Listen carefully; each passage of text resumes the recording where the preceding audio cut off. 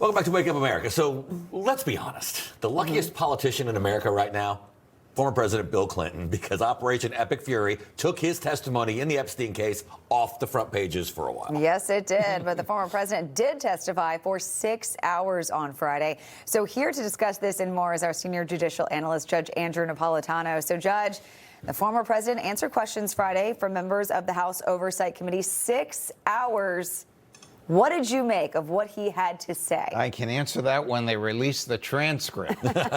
We understand that the president, or the former president, was combative, defended himself, and expected the committee to believe that he didn't know anything about what Epstein was doing. It does. We did learn this, that the picture of him in the hot tub wasn't on Epstein's island. It was taken somewhere else, according to him.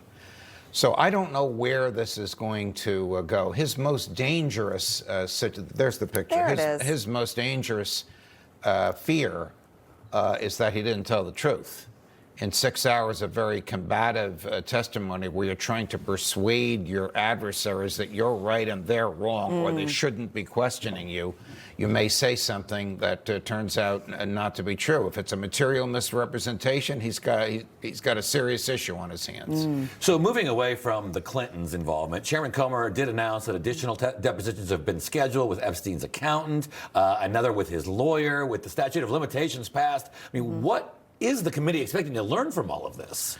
I wish I knew what the committee is expecting to learn. You put it right in your question there. The statute of limitations on all of this has passed. Now, if somebody commits perjury, the statute begins running at the minute they commit perjury, and it goes for 5 years. But all of this stuff that took place between the lawyers and Epstein, between the accountants and Epstein, between Epstein's friends and the people with whom he was supplying young women for them to commit their terrible deeds with, is all well beyond the ability of the government to prosecute. Look, this sets, in my view, a very, very dangerous and risky precedent.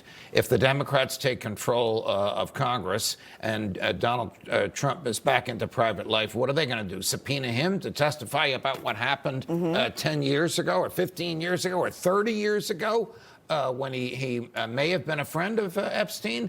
I mean, the ability of Congress to interrogate people about their private lives has to stop at some point. He would be protected while he's president, while he's in office. He would have privilege there. Because of the separation of powers, correct. You mentioned if either Bill or Hillary committed perjury, then more could be done here. Does this happen now? Do they try to go after them? Do you see them trying to prove that they were lying in any sort of way? It wouldn't surprise me if they would. You know, Mrs. Clinton said she never met Epstein. Well, there's plenty of pictures of her with him. Are they AI or are they real pictures? Right. So if they can find that Bill or Hillary, and I'm not being disrespectful by using their first names, but to distinguish between them, lied under oath, and it was a material lie. Not, you know, I'm wearing a blue tie when I'm wearing a green tie, but a material lie intended to defraud or delude the committee. They will be prosecuted. Now, one other question, though. Is the statute of limitations any different when it deals with sex trafficking of children? Yes. And so that changes things. And then also, could they get into a conspiracy to hide the truth? That would also open up some new avenues, because that could be an ongoing thing? Well, conspiracy to hide the truth would require some sort of a lie. It would require more than just an agreement. One of the conspirators would have to do something that is independently criminal. But look, one of the interesting things is the questioners were not just members of Congress. They were lawyers for the committee, guided by ex-FBI agents who now work for the committee. So you probably had far more sophisticated and challenging questions put to them than we would have seen had it been done in public, where the members of Congress are looking for their 15 seconds of fame. Yeah, 5-minute grandstanding. Right. All right. All right. Great to see you, Judge. Judge, Pleasure. thank you.